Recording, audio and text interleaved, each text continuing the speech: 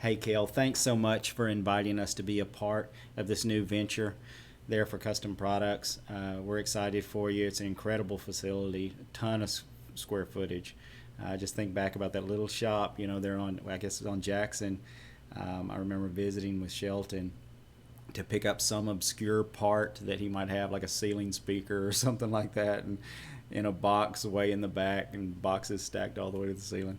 But Custom Products has come a long way, and so we're happy to be a part of this if possible. I want to shoot you a couple of estimates to consider. And first thing I have to tell you is the Qualsys alarm system that is there is different. I wasn't aware of this until I got back and started doing some research. We haven't done Qualsys panels. We have access to them, but to buy them. But the Qualsys systems are much like, if you think back, like the old Sprint phones and things like that. They didn't have SIM cards in them. The phone itself was locked to the carrier. That's the way these are. They have an Alarm.com account that is locked into it, that is managed by the installer. The other panels, 2 gig panels, they have a cellular communicator like a SIM card that can be swapped out and you're good to go. So I kind of want to give you an option of starting over with a 2 gig edge panel. And it's more than one reason, more than just that reason that I wanted to push you this way. 2 gig and Alarm.com are basically cousins. They have somewhat of a partnership so that anything 2 gig is compatible in every way with the Alarm.com app and any Alarm.com products. So it basically, when you see 2 gig or Alarm.com, it's basically the same ecosystem. So that being said, if we swap out the panel to a 2 gig edge panel, it opens up the horizons to all kinds of stuff. Not just security peripherals like sensors and things like that, but also Z-Wave compatible devices like door locks and thermostats and light switches and just all kinds of stuff that can be automated through Alarm.com through that one app. So that is one of the main reasons, because also Alarm.com manufactures security cameras, and if we go to an Alarm.com security camera system, then even your security cameras are under that same app. So it's all there together. The security cameras can actually be automated so that when there's a motion 2 gig motion sensor detects motion, that one of the cameras begins recording that is pointing in that direction. So there's all kinds of little automations you can do. Even if I haven't given you a proposal for access control, but if you did mag locks on the doors and a door intercom or something like that, then every time that somebody rings the doorbell, that outside camera kicks on and starts recording. You get a notification if there's motion in front of the door before they ever ring the doorbell. There's just 100 different ways you can go with it. But the point is, if you have everything in that same ecosystem, then it all plays well together, and there's all kinds of options that open up for you. So I'm going to kick you over to the computer. I mean my QuickBooks over here, and show you the 2 proposals that I did put together for you. The first one is the alarm system, and so we start out with the 2 gig edge panel. It's slightly less expensive retail than the Qualsys panel that you have, but it's a little bit bigger, and it has as many features, but the right features. The next thing down besides the under the panel are the door and window sensors. I've got 4 in here. You don't have any windows that go up and down, but you do have, I know that the double doors in the front require 2, and then you've got, I know you've got a side door, and I'm thinking there's probably another door somewhere, but that quantity can be adjusted. Next thing under there is the heavy duty sensors. These are outdoor rated sensors that can be used on roll-up doors, and so I've got 2 on there for your 2 roll-up doors in case of forced entry there. The next thing under that is motion detectors, one for the back building, one for the stock area of the front building, and then one for the office area of the front building.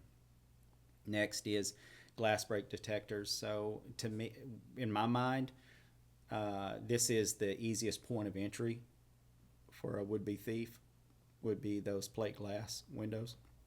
So having two glass break detectors there, I think that would help you there. They would sound an alarm immediately at the sound of glass breaking. Then just under that are 2 gig makes a smoke heat freeze detector. This is an all-in-one unit.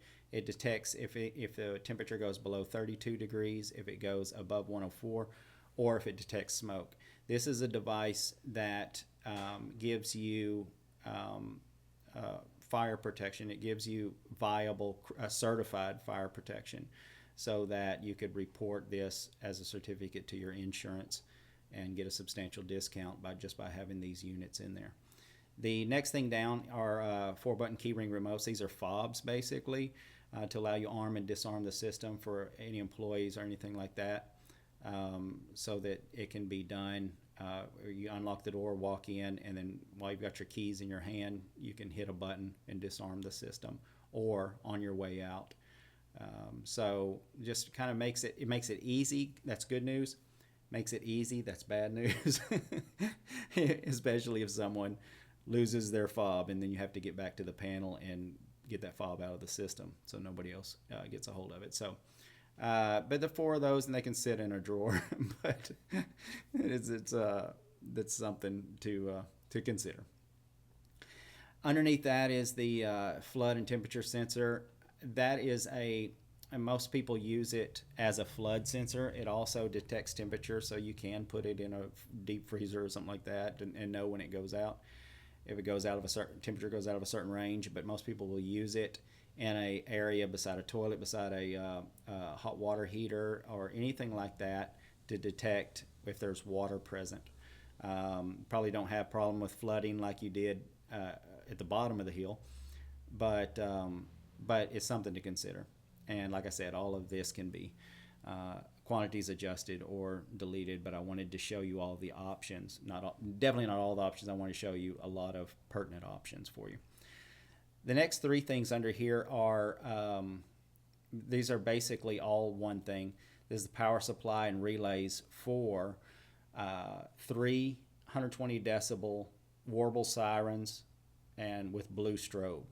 So these are units, like you were talking about, lighting it up. So this is a unit for the back warehouse, the front stock area, and the office area that will blast out 120 decibels and fill the room with a blue strobe if the alarm goes off.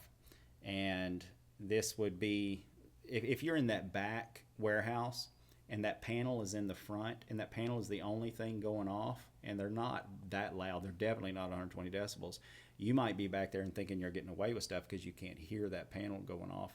And so these give you an extension. It's a little bit difficult because these panels, basically none of these panels are wired panels, or wireless panels, and there's no such thing as a high, basically a high voltage siren that can be operated remotely or wirelessly. So there's a lot that goes into this, but it's definitely worth it if you want that that effect. The next thing under the power supplies here is the wall switches. I've got 2 Z-Wave smart wall switches. These are when you get switches. If you get switches for the lights, you can replace it with these and actually control it via the app and automate them any way that you want them to come on and off. And this, just like that, there's a thermostat under here as well that's made by 2 gig that gives you, in the Alarm.com app, gives you full control of programming your thermostat and adjusting the temperature and things like that. Then you've got the alarm monitoring setup fee that Alarm.com and COPS Monitoring charges us, and then the annual commercial alarm monitoring there under that, the materials and some labor. So that one's not as bad. The next one here, and I mean, I'll be honest with you, Alarm.com camera systems are more pricey. And the reason is because of the ecosystem, and I think they just know they can do that. I don't know, but it is really, really good equipment, and it is all very much NDAA compliant. None of it is Chinese. So, but we've got the bullet cams. We've got. I just maxed out the recorder, but that number can be adjusted. The 16 cameras, and that would basically give you a view of every nook and cranny of that whole place. So you've got under that is some PoE switches to get everything powered up and routed correctly, along with the network cable runs. So the next thing is the recorder. So Alarm.com doesn't have an NVR, it's an SVR. They're the only ones that do this, but it's actually Alarm.com cameras are designed to stream directly to the cloud, each one of them. And so that gives you app view and it gives you cloud storage, but it doesn't give you local view without actually going into their cloud, which is, it makes it clunky. If you have, and then also the SVR gives you local viewing, but it also gives you local storage, so you own the recordings. And to me, that is there'll be a day when everything is cloud.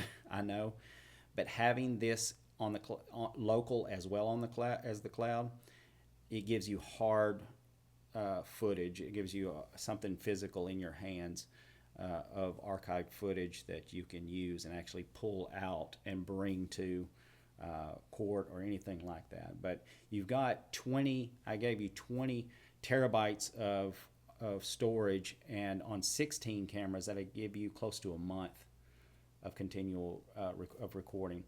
But they'll actually, I think they max out at like 14 or 16 terabytes times 2, and so just tremendous amount of capacity that these Alarm.com recorders will do.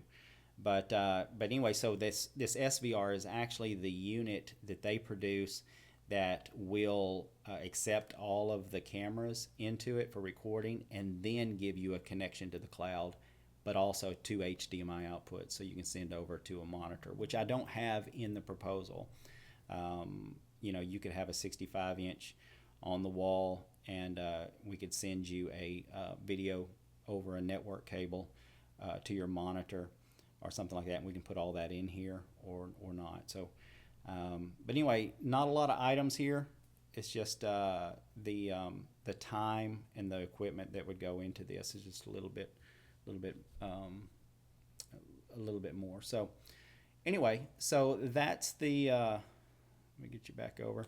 So that's the two proposals. The only other proposal, I think I may have mentioned this already, but the only other proposal that I would probably think about is we could do mag locks, do access control there, do mag locks on the doors, and give you the ability to unlock from the same app, from the Alarm.com app, to view people at the door and unlock. But you probably don't want to let people in without you being there. But if you have somebody that gets to the door, I don't have my key, and they call you, you probably don't want that either. But it also would give you control, local switching in the office area. If somebody's at the door, you can unlock the door without having to go over there and actually turn a lock with a key to let them in. And but it just gives you all of that control of the access to the building. It also gives you, we can do video intercom, door intercoms, so that people actually walk up and push a button and you're able to see them and talk to them and things like that. But anyway, so those are all options, and I just want to throw these out there. Like I said, these are, I wouldn't say premier options because it can definitely be more, but I wanted to show all the options there. So let me know what you think, and we can go forward any way you want. All right. Thanks, Kel. Appreciate you.